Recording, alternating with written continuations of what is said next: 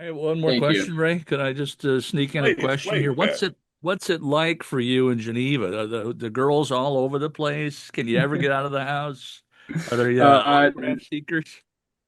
no, hasn't been too crazy. I got a girlfriend, so I don't worry too much about that. Hello, friends. Welcome to another edition of Just a Couple of Guys with your host, the deserved title of sports aficionado. He is Pat Crimmins. Thank Pat, how you. are you, sir? Good. How are you, sir? I'm fine. Yours truly, Ray Rogina. We're coming to you from Geneva, St. Charles, and points east across Lake Michigan, even. Pat, Universal. yes, yes, yes. Pat, I thought about this interview here coming up, and I said to myself, in Illinois, we have the big dogs in the Big Ten. We have the Fighting Illini, of course, Paul's alma mater. We have Northwestern. But at the end of the day, there's hope and so forth for some of the smaller schools. North Central, for example, ran off 4 out of 6 national championships. In 6 years, they won 4 times. Your school, Northern Illinois, last year had a tremendous upset, beating Notre Dame in South Bend. And this year, the ISU Redbirds made the state proud and got as far as the national championship game in the FCS. And I, as an alum, of course, am very proud of that. And it does spark some interest among the rest of us who are not fortunate enough to have gone to either Illinois, Northwestern, or points east and west. Well, I'm going to stick with the academic aspect of ISU. It is a wonderful institution. It's come a long way. I think it competes on a variety of levels with the University of Illinois, Northwestern, and Chicago, of course. So I'm really happy about that. My daughter went there, graduated there. It's a wonderful place, wonderful institution. She has nothing but nice things to say about it. And of course, knowing that you're a distinguished alum over there makes it all so much easier. Well, I don't know about that, Well, not but I do officially, but appreciate it. And you're right. They've added engineering, they've added nursing down there, and they just opened up. And I saw the governor was present for a new fine arts center. So I'm happy about that. But today's topic is the ISU Redbirds football team. And that's we're right. going to have as our guest Tommy Rittenhouse, the fine quarterback of that team, who brought them to the national championship game against Montana State. And all of that will take place as soon as you hear from one of our fine sponsors. Do not leave.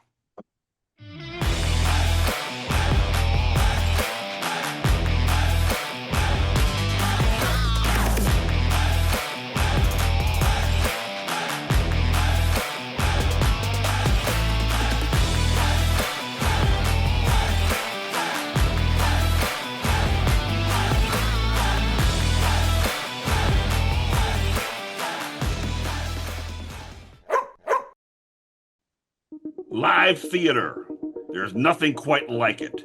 The lush and glittering costumes, the meticulously crafted set pieces to make you feel like you're in a back alley in New York, an actor's choice of a smirk or hair toss that brings their characters to life.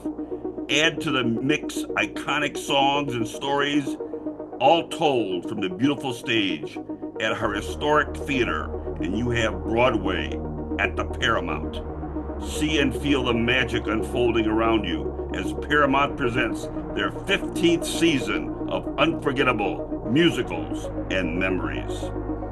Starting in August, Mean Girls, with big laughs, bold style, unforgettable pop rock songs, and a message that hits home. This show is a must-see for anyone who's ever tried to find their place in the crowd. For the holiday season, A Christmas Carol. Rediscover the magic of the holiday season with this timeless tale that warms hearts and reminds us all of the true spirit of Christmas, adapted specifically for the Paramount stage. Start spring off right with Sunday in the Park with George.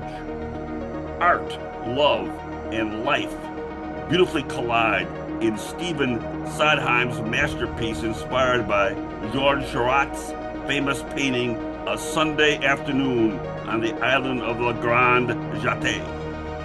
And finally, Joseph and the amazing Technicolor Dreamcoat. Bursting with color, energy, and some of Broadway's most memorable songs, it's a joyful celebration of hope and perseverance. Subscriptions are on sale now for Paramount's 2026-27 Broadway series. See all 4 shows for 50% off the full ticket price. Single tickets go on sale in June. Learn more at ParamountAurora.com.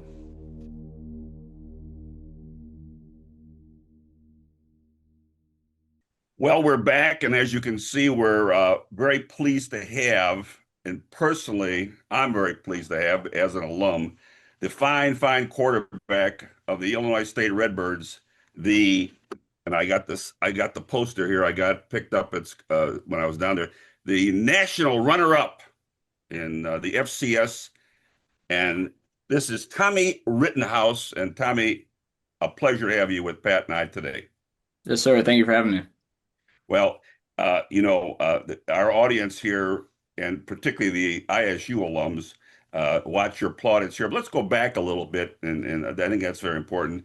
You're a resident here in the Fox Valley, which is a focal point of our podcast, and you live in Geneva, but you went to St. Francis High School. Talk a little bit about that choice to go, instead of going to public school, you went to St. Francis, and how did that all develop?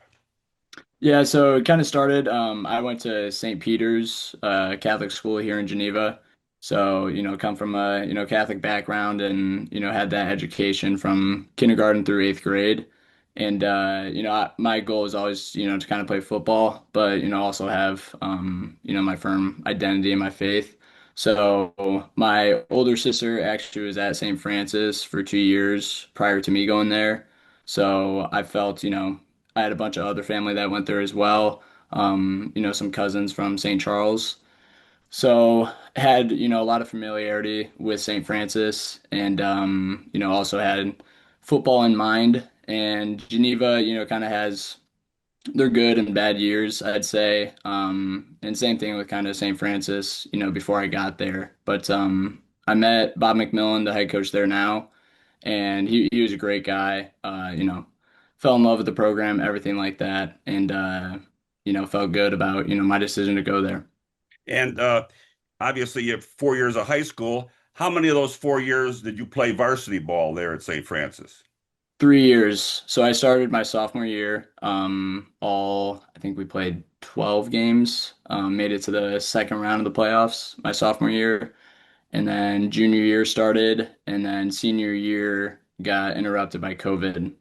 So that was we had the spring season with 6 games in the end of my senior year in the spring. You had a couple of tussles against my high school, didn't you, Joliet Catholic? I did not play them. So my freshman year, we were in the Chicago Catholic League and weren't doing too well, years prior in that year. So we moved down to the Metro Suburban League where we played like Wheaton Academy, Bishop Mack, Immaculate Conception. So during my time, we kind of moved out of the CCL. And then the year I left, I think it was, yeah, 2021, we moved back into the CCL. Any memorable games that stand out? Off the top of my head, probably junior year. Went down to Bishop Mack on a Saturday and won with like 3 seconds to go as time expired. Down in the red zone through a game-winning touchdown pass to his name's 𝐍𝐚𝐭𝐢𝐯𝐿𝐴, and yeah, it's probably one of the best high school football memories I had. That sounds like the script that happened this year at your high school, they won the state championship against Providence Catholic, and it was on the last play, just about the last play of the game, where they rumbled into the end zone. Yes, sir. Yeah, I was fortunate enough to be down there. They had it at ISU. Yeah, it was kind of a weird, turn of events where they were supposed to play Saturday, got snow, all that, and they moved it to Tuesday. And we had just off the first Louisiana. So I was down there, practicing everything. They played in the afternoon. I was able to go down, stay on the sideline, see all the coaches, players, and yeah, it was awesome to be there. Pat? My kids went to Kalen. Um, they have a program there, a feeder program. So you're sixth grade, seventh grade, you're learning the varsity plays. Did they have something like that for you at St. Francis, or how did you become that quarterback that could start and play junior, senior year? Yeah, it started with Tri-City Chargers, Okay. Fox Valley around here. Started playing like the travel ball in fourth grade.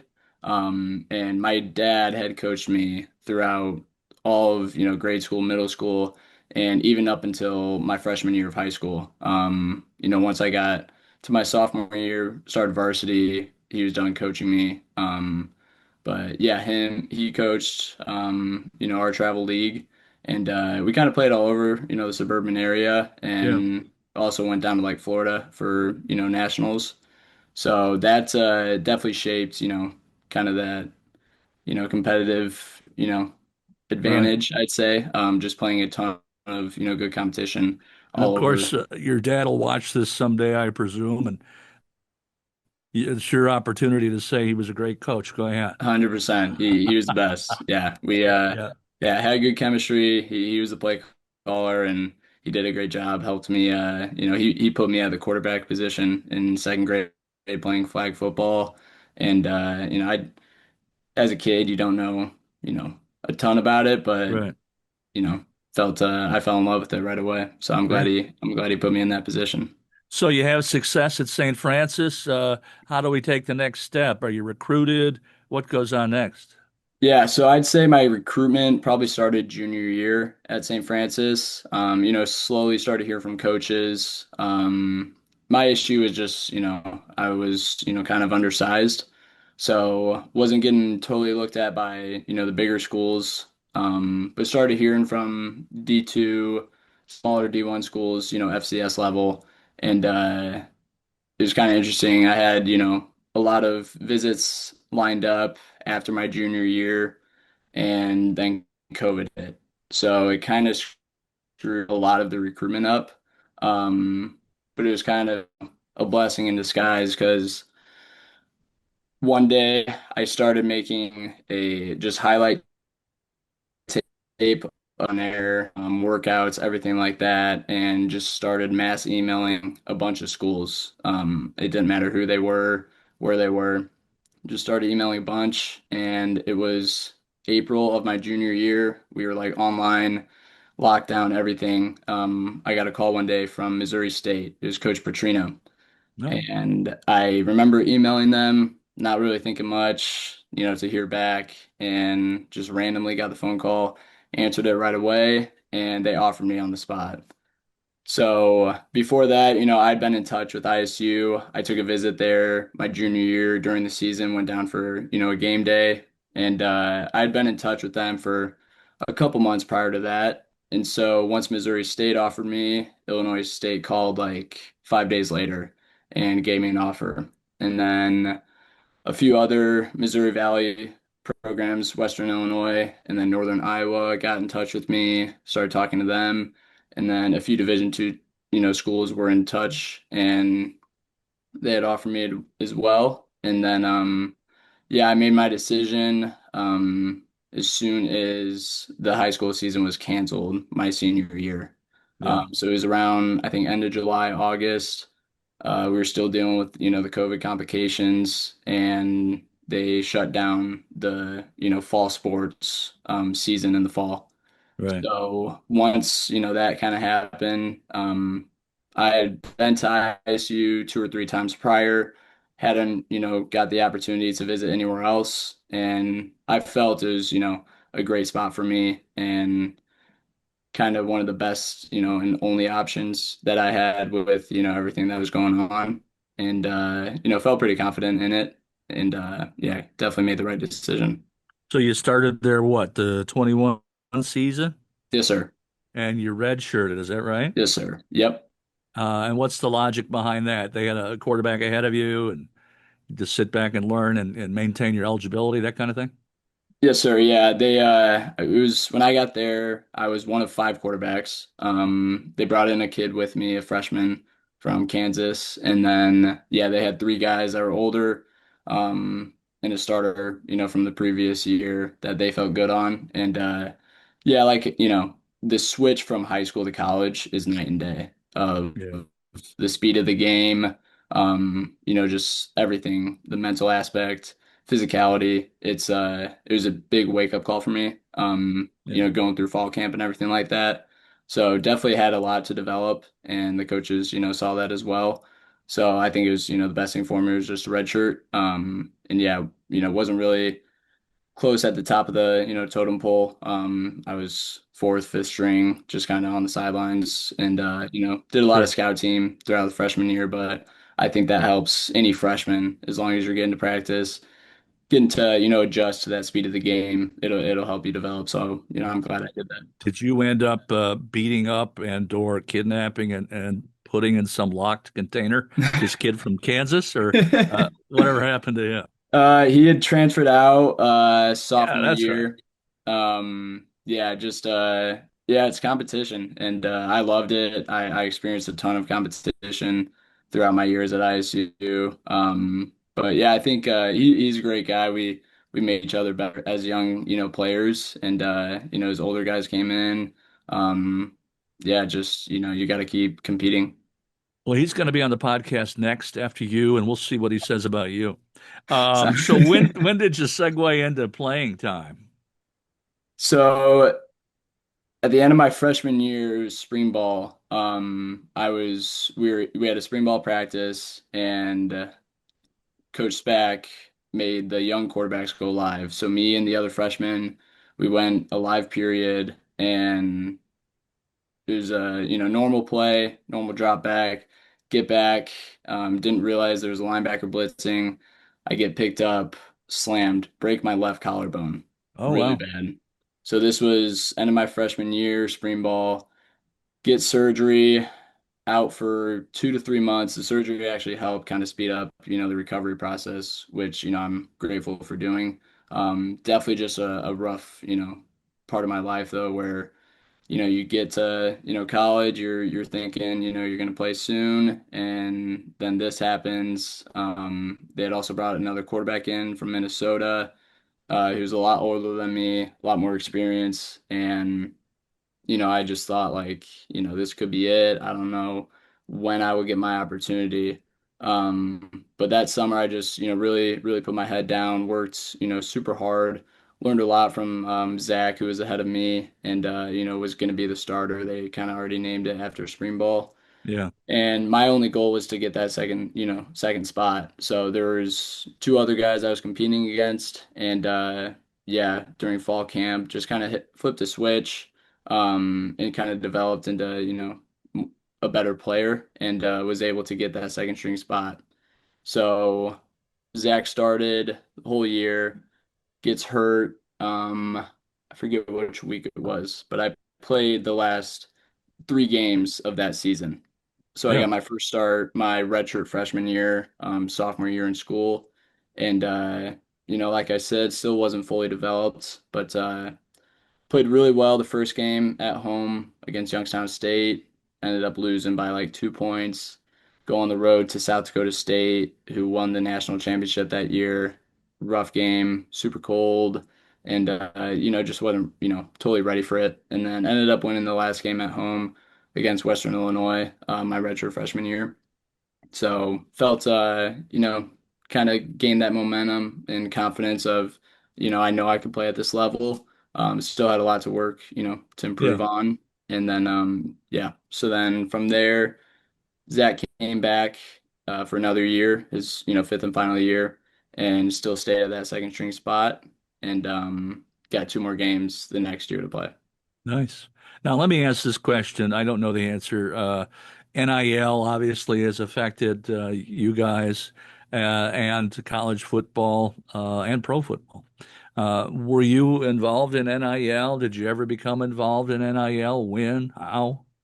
Yes, sir. Yeah, I've started getting involved. They came to me after last year, the 2024 season. And yeah, we started a collective for the university. So all athletes, get paid, basketball, volleyball, football. So ISU Collective is awesome. They do a phenomenal job. The staff members, everything. So they came to me and said, "You're gonna start getting paid," which I'm super grateful for. And yeah, so started doing little stuff like meet and greets. Some brand deals. Did a commercial, which was awesome this past Yeah. spring with NBC Universal.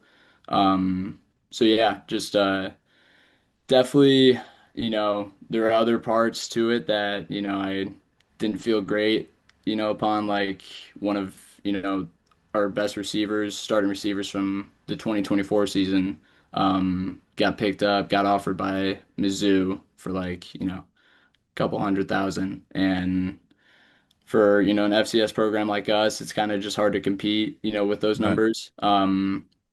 But fortunate enough with the run we had, we're starting to get a lot of money back into the the football program, which I think will go a lot towards NIL and also future investments of facilities, Does everything the like that. quality of the hair have any impact on the NIL money? No.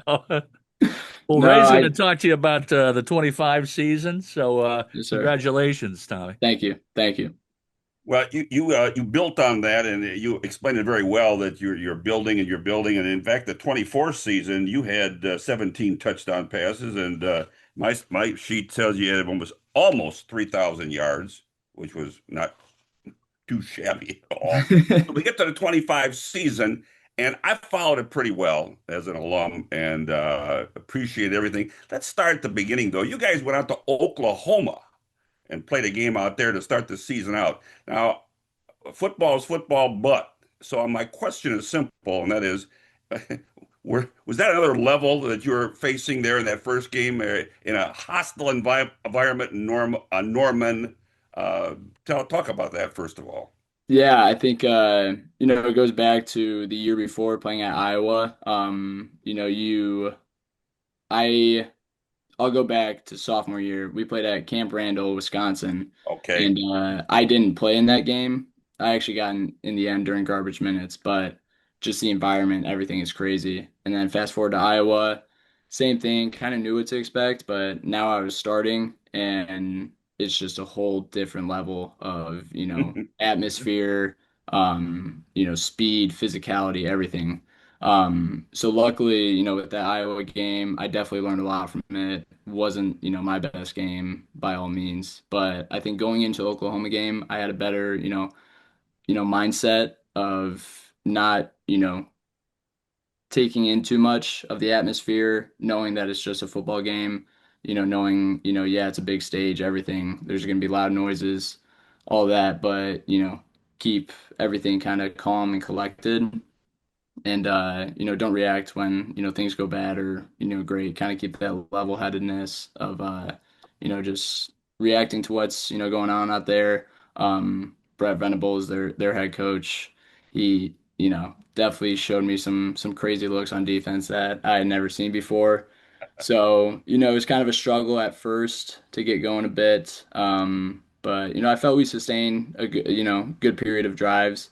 If you watched the game, saw the score, obviously didn't look that great, but I felt very confident in our team because, we did, the little things correct of, trying to steal time of possession. I felt we battled that really well. We ran the ball well. And then, certain decisions I had to clean up, but felt pretty confident on, even in a hostile environment like that. And the FCS schools tend to schedule a big Division One school regularly. I see the Illini are on ISU's schedule in a couple of years, for example, and you alluded to Wisconsin, Iowa, and Oklahoma. The rest of the season's a little bit quirky, and I say that because you went 8-4, and you lost three games at home. Um, and I don't want to bring in bad memories, but how how did that last game develop here when you lost to Southern by 30 points? And they alluded to that on the broadcast. And of course, obviously, then an about face comes to play in the playoffs. But what happened there? Yeah, it's kind of hard to put into words. I think they came out and played one of their best games. They're a super good team. In my opinion, they could have been, a really good playoff team. But with had and the wins and loss record, they weren't able to get in. But I thought they were a super talented team. They had a good game plan of, keeping our offense off the field. And in all honesty, I just don't feel we showed up the way we were supposed to. So I think, you're going to have games like that. And, luckily for us, we still got in. We were one of the last four in. But, having that, I don't think, we would have had the run that we had. I think if we win that game by however many, we could have had a bye the first round, possibly a home game. And I felt we are at best on the road. So, Before we take a break, and we're going to talk about the playoffs after we come back from commercial, but one more quick question here. You had a myriad of help as as you traverse through the playoffs here. But I noticed that you had a go-to guy in 𝐑𝐢𝐭𝐲𝐶𝐞. He's your buddy, it looks like to me. He's a suburban guy here in the area as well. How's that relationship? Pretty solid. You guys seem to click pretty well. yes, sir. Yeah, it's we came in class of 2021. We were both freshmen. He was a walk-on, and not many people thought much, I'd say, about either of us. We were kind of, slow to develop, but Dan actually, kind of developed faster than me and got his shot earlier. But we had always just worked together since freshman year, throughout the off season, throwing routes on air, just developing that timing and connection. And I think, having 5 years with someone as talented as him, you got to take advantage of that and to, develop that connection. And then also just the friendship and relationship that we have. It's definitely special. And it was good to see that in the playoff. That pass he caught in the championship game was special. Let's take a small Yes, it was. commercial break, and then when we come back, Tommy and Pat and I are going to discuss the run to the championship game, the playoffs here in 25, and we'll do that after a small break. You stay tuned. 𝐸𝐴 Booth, a leading local law firm, is located on the beautiful Fox River in downtown St. Charles. Here's Ryan 𝐸𝐴. For better or worse, there are just times people need a lawyer. Whether you are involved in a work injury, in an automobile crash, selling a home, or even planning for your estate after your passing, we're here. We're local. We're part of the community. For more information, visit 𝐸𝐴 Booth on the web at tbfirm.com or give them a call at 630-526-4242. Located along Elgin's award-winning Riverwalk, the 𝐓𝐻EMANS Cultural Center has been bringing top-tier performances to the Fox Valley since 1969. Designed by the architects behind the Willis Tower, this striking theater combines historic modern charm with exceptional acoustics, creating an intimate setting for every show. Legendary artists like B.B. King, Rush, and Blue Oyster Cult have performed on its stage, and today the 𝐓𝐻EMANS continues to host world-class music, comedy, dance, theater, and more. The main stage season is bigger, bolder, and more exciting than ever. From live concerts and internationally recognized dance performances to laugh-out-loud comedy, original productions, and multicultural celebrations, every event offers a memorable experience. Recent renovations have returned the 𝐓𝐻EMANS into Fox Valley's premier venue for both major productions and community events. Don't miss your chance to see these incredible shows live. Reserve your seat now at 𝐓𝐻EMANS.org/tickets or call the box office at 847-931-5900. Music, dance, comedy, and so much more live at the 𝐓𝐻EMANS. Well, we're back again and pleased to have Tommy Rittenhouse, the fine quarterback of the ISU Redbirds, here today. And we've talked about the season, the 25 season, we're an 8-4 record, and now we get to the playoffs, and you guys sneak in there. I mean, you get. Was there any doubt that you would still make the playoffs? It's a 32 team operation, and as it turns out, you guys played an NFL schedule because you kept on winning. You played 17 games. Yes, sir. Yeah, to answer your first question, that Saturday when we lost to Southern, I think there was maybe a moment where, I thought to myself, I'm like, I hope we get in.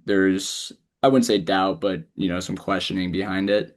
And, once Sunday hit, we had, a watch party. So I felt more confident that, we would definitely be in. I'm not sure where, we would be ranked. And, we went unranked. We were one of the last four teams in, and we took that as motivation. We especially seeing Southeast Louisiana, first round, but definitely seeing that second round game versus NDSU if we Well, were to win that first round game. that was my next question. You played Southeast Louisiana. You went down to the Bayou and handled it pretty well. But just to your point, North Dakota State is the valley of death and bones in this level. They're always number one, and Fargo and whatever. But the question I have, that was in the back of your mind that we get through here, we got to go up there, and they had beaten you during the regular season. Yes, sir. Yeah, yeah, it was definitely I think in the back of all our minds. We you know, they beat us 33, I think, to 16 in the regular season, but I think it was like 18 to 16 going into the fourth quarter. That's right. I follow And we that. had we had played them pretty strong, just missed on, certain opportunities. But, I felt something with us and I kind of felt something with them that, it would be another great matchup, if we were to get the opportunity in the playoffs. Well, And let's get into your mind here because we'll fast forward to the fact that you threw several picks in that game and you were down by 2 touchdowns with less than 4 minutes to go. So I want you to tell the audience Tommy Rittenhouse's mindset at that point in time, down by 14, less than 4 minutes to go, and they pretty much, as usual, North Dakota State. What happened? Yeah, in my mind, I was just kept telling myself take it one play at a time. Have a short-term memory. You can't change anything that's happened already. You've thrown, five interceptions. You should be down a lot more, but you're down 14. Your defense is continuing to give you chances. Just go out, take it one play at a time, and try to lead this team, to score a touchdown this drive. If we get the ball back, do it again. And yeah, it's I think every single person on our team had that belief on the offensive side because the defense played a great game. It's hard to win a game with five turnovers, but our ended up having one or two that were, crucial, especially the one in the end, the strip sack that, led to us, getting that final touchdown and the 2 point conversion. But yeah, like I said, just, I think it's important for all quarterbacks is to have that short-term memory, flush everything that's happened in the past. All you can control is, the next play. Well, you make it 28-27 with that late touchdown. We're not here to second guess anything at all about coaching decisions, but the question is, were you shocked when coach said we're going for the win? I was not. Coach Spack on Tuesday of that week, he said if we, have the opportunity, go for two, go for it on fourth, anything like that, we're gonna do it, go for the win. So we had known that going into the game, and as soon as it happened, Dan caught that ball for, the touchdown. I turned to the sideline, I threw up the two, and I said, "We're going, let's go." And Spack was, with it. He knew we were gonna do it. Coach Peterson, our OC, knew the same thing. And yeah, one thing, led to another. Pat will take us through the rest of the journey here to the next As a couple. player, do you like the idea that already you're going for two? For You sure. don't have to think about it. You don't have to worry about it. For sure. For sure. Yeah. Because, you kind of have certain calls, throughout the week that you're thinking about of, what we do in this situation. And, just the way the game was going, the way their defense adjusted, whatever. I had already, started to think about the call. We were on the same page with me and the OC, and, worked out well for us. It's my understanding then we go off to UC Davis. You had lost to them in the playoffs the year before. Is Yes, that right? sir. Yeah, So, and then Villanova. Tell me about those games. Yeah, so UC Davis obviously lost, in 2024, second round. Yeah, they had ended our, season and playoff hopes. So we were super fired up, beating North Dakota State, and going, back out to California. It's a cool stadium, great weather, everything like that. And we wouldn't say had bad blood, but, we're super motivated to, kind of get back and take what was Yeah. ours. So we, super confident going out there. Game started with the opening kick return we had, and it was a lot of back and forth throughout that first half. And luckily we were up, I think, going into half, and then we started running the ball really, really well in that third quarter. I think we sustained like two or three drives within the third and fourth quarter that were probably averaged around 8 minutes, 7, 8 minutes, and just took it down the field, took that time of possession, kept their offense off the field, which they were super, super good on offense. And yeah, it was definitely, I felt we kind of dominated that game from a physicality standpoint, and felt good to get that one. And then, yeah, going into Villanova semifinals. It was interesting. We saw them beat Tarleton before we played UC Davis, and not that we're thinking about that because we're getting, after the fact, we're pretty excited to go out to Philly, and because we had been south, north, west, and now we're out east. So kind of went all over the country. But the Villanova game, they were really good defense, I felt, super physical. And they had a good game plan defensively, and I think our defense played really well. So it was kind of a little back and forth, I'd say, throughout the beginning of the game. And then like I said, our offensive line and, running game started doing really well toward that playoff stretch. And I felt helped, kind of balance that run and pass game, kind of helped set up the play action, the short throws, RPOs, everything like that. And felt we attacked that pretty well against Villanova. To your geography point, that was noted on television, you guys were like nomads. You went over 8,000 miles in these trips here from Southeast Louisiana to getting to the championship game in Nashville.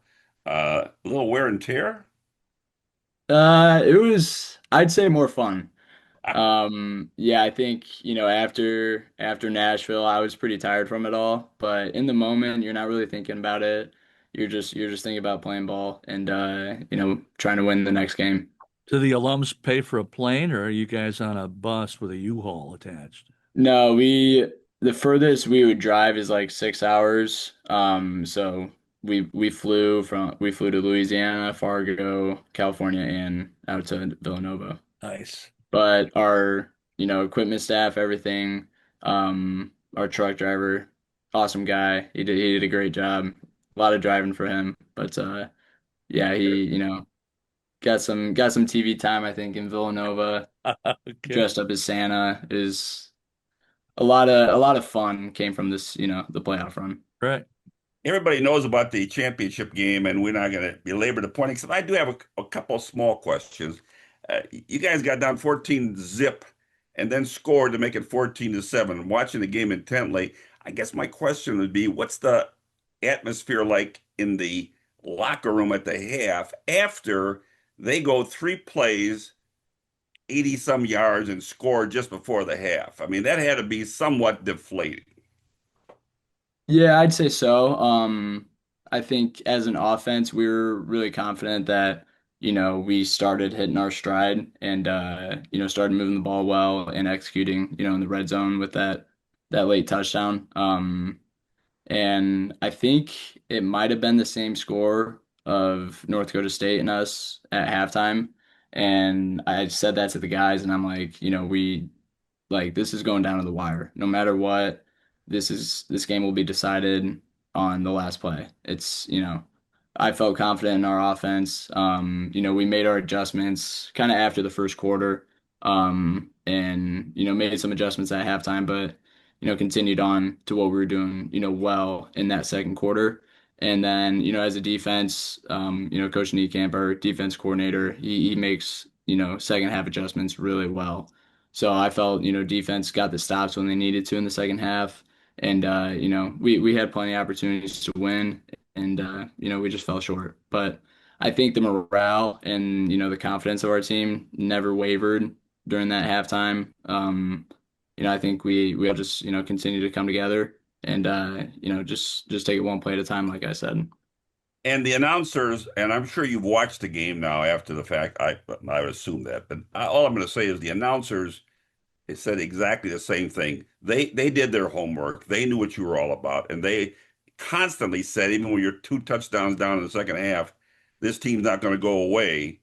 And you certainly did not. Eventually taking tying it and eventually taking the lead.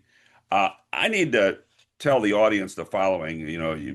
I know you're a humble guy, but it's interesting to note that you broke the records at ISU. You threw 40 touchdown passes this year, and you threw for over 3,500 yards. That's quite an accomplishment, young man. And Thank you. I'm going to say is before we get to the other area here now that Pat wants to talk about is the alumni and all Redbird Nation are very proud of you and all the members of the ISU 2025-26 football team. Yes, sir. Thank you very much. You're And I'm welcome. sure my oldest daughter is included in that. She enjoyed her time at ISU. Wanted to talk a little bit more about the future. You talked about a pro day March 5th.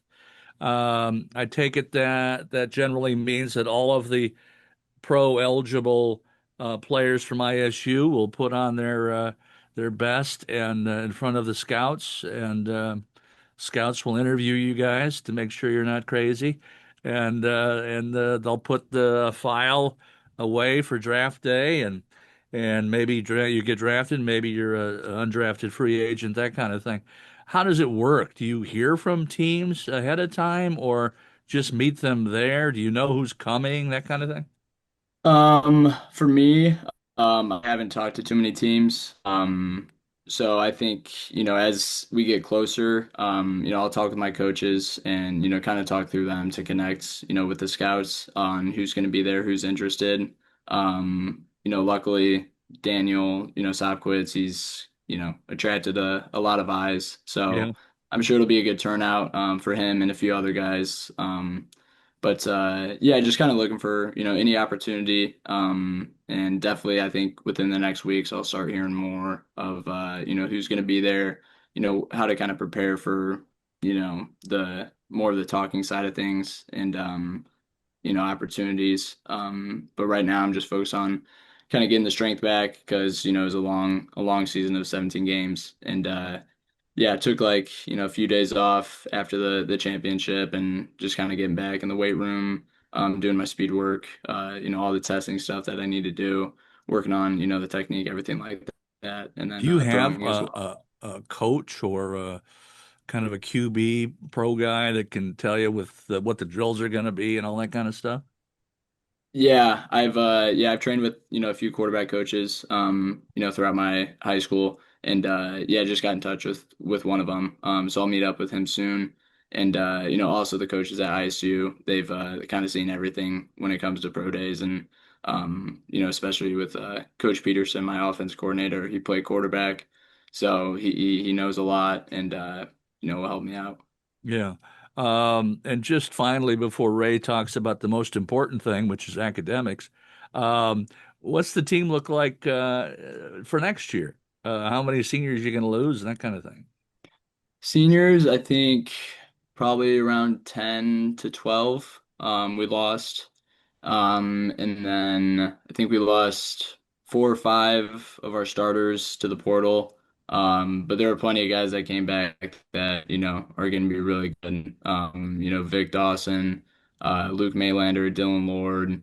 And then, those are a few offensive guys off the top of my head. And then, I think, Beckham was a quarterback behind me. He's a young guy, but I think, he could be really good. He's just got to, continue to develop and have a really good spring ball, which he had a really good one last year. And then, if they bring someone in, he's kind of in the same boat I was in. You just got to compete. You gotta take that head on and just embrace that challenge. And competition I think always makes you better. So I think from the offense standpoint, we'll look really good. Defense, I think we had a lot of young guys this year that got the opportunity to play as well.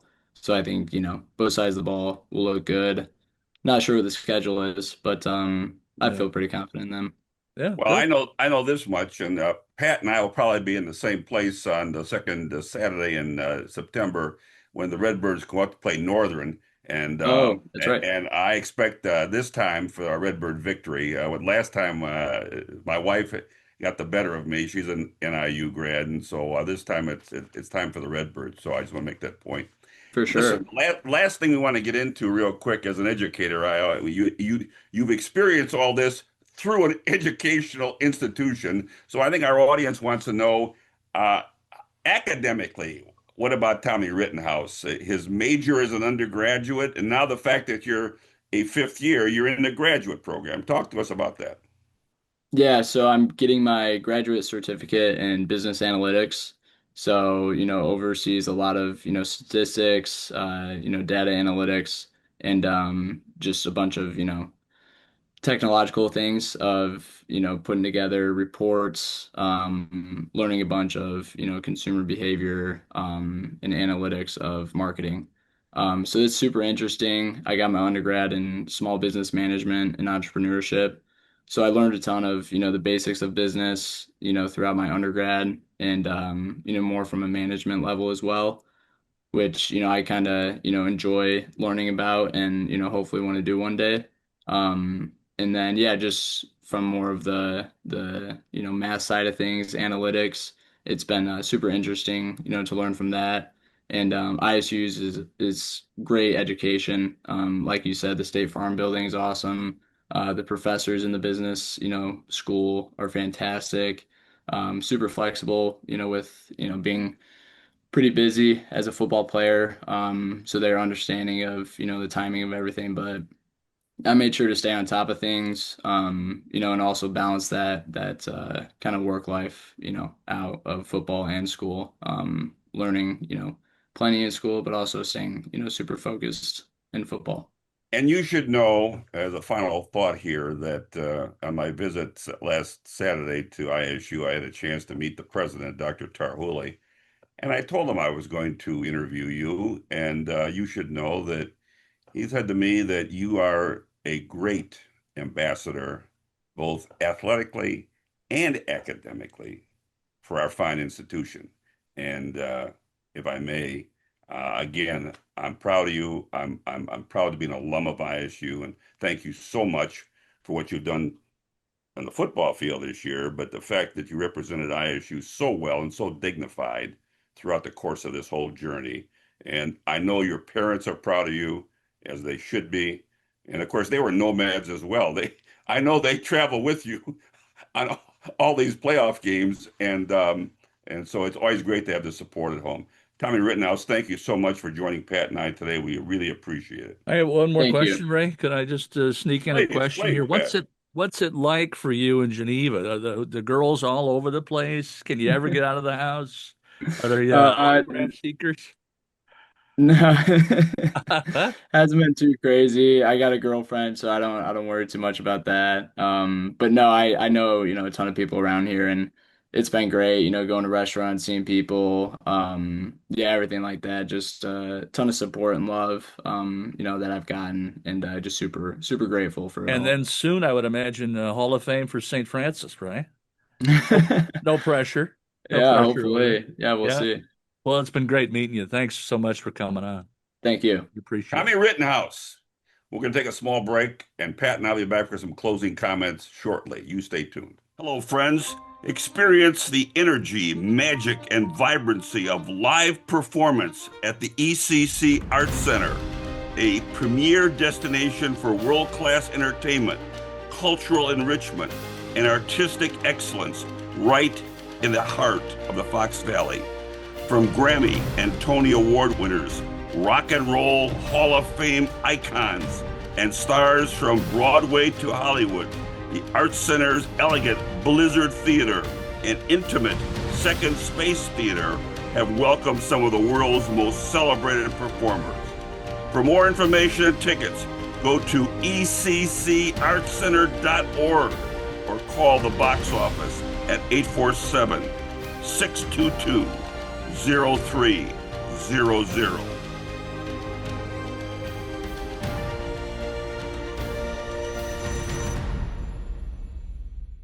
Ciao, amici. Andiamo in Italia. Join Ray and Pat, just a couple of guys, and Intertrab in Tuscany and Rome. Intertrab, a leader in custom group travel, has created an Italian travel experience that shares the best of what Tuscany and Rome have to offer. Located in St. Charles since the 1980s, Intertrab was founded in 1966 in Chicago by Dave House on the principle of offering first-class customized travel programs at a fair value price. Our 10-day escorted tour visits Tuscany and Rome's most amazing places. Spend our first 2 nights in the heart of the Tuscan hills overlooking the ancient town of San Gimignano. We will spend the next 4 nights in the elegant spa town of Montecatini Terme, perfectly located between Florence and Pisa. While we are in Tuscany, enjoy vineyard visits and wine tasting and an Italian cooking class in the heart of Tuscany. We will visit ancient San Gimignano, amazing Siena, timeless Florence, see the Field of Miracles in Pisa, and spend a day on the Cinque Terre, 5 picturesque, colorful fishing villages that cling to the cliffs overlooking the Mediterranean Sea. Our tour ends in Rome, where we will see the highlights of the Eternal City, including the Colosseum, Trevi Fountain, and the Pantheon. We will end with a visit to the Vatican, where we will see Michelangelo's incredible Sistine Chapel and awe-inspiring St. Peter's Basilica. First-class hotels, buffet breakfast daily, 5 dinners, full sightseeing schedule with transportation by private deluxe motor coach, an amazing Italian tour manager to show the amazing country, and nonstop flights on American Airlines. Join Pat and Ray, just a couple of guys, for this once-in-a-lifetime experience. Andiamo. Well, Pat and I are back for some closing comments. Pat, you and I are big sports fans. It's always nice to talk to high school and college athletes because, you know, they're moving up the ladder, so to speak. Whether or not they get to the final solution, a pro contract, remains to be seen. But this young man here, like I said to him personally, he certainly made me proud as an alum. He's just a fine guy and so well spoken and a testament to the university. No doubt about it. He's a testament to his parents. He's well mannered, and he's articulate. And I think that he appreciated what the university did for him. And you know, he was a very humble guy, I thought. Despite all of his success, he's a humble guy. You know, it may or may not happen with pro football or any other football league that he might entertain. But he's well set for a career in business, marketing, whatever, analytics, whatever it was that he majored in. But Geneva should be proud of him as well, and St. Francis. Exactly. And I think that he showed us that this journey was a lot more than just playing 17 football games. You could just tell in the conversation there was a lot more there. He understands the mental side of this. Pat, I want to ask you this question though, and that is we're talking about the next step possibly. The NFL certainly is a big a big nut to crack, so to speak. But Right. there's this USFL out there in the springtime, and of course there's a Canadian Football League as well. And a lot of individuals still are able to pursue a football career beyond college when they have the kind of record he has, or 40 touchdowns or ISU record and Right. 3,500 yards in his senior year. I don't recall whether we got his numbers. How tall is he? What does he weigh? That kind of thing. But I know, looking at the NFL draft, because my team has the number one pick because they were so bad, I know that it's not a very heavy draft in quarterbacks. So that's a good thing for him in terms of competition and possible exposure. Maybe that works out for him. But yeah, if he doesn't get drafted, you can get on a practice squad. You can keep working and then end up on a practice squad as time goes on throughout the season and injuries happen. So he'll stick with it for a few years, and then he'll move on with his career. I'm convinced that some company will find him to be an attractive individual to work for them. And as I said before, the ISU business degree will help him out considerably. If We the have, podcast were hiring, is what you're saying, we would add him to our team.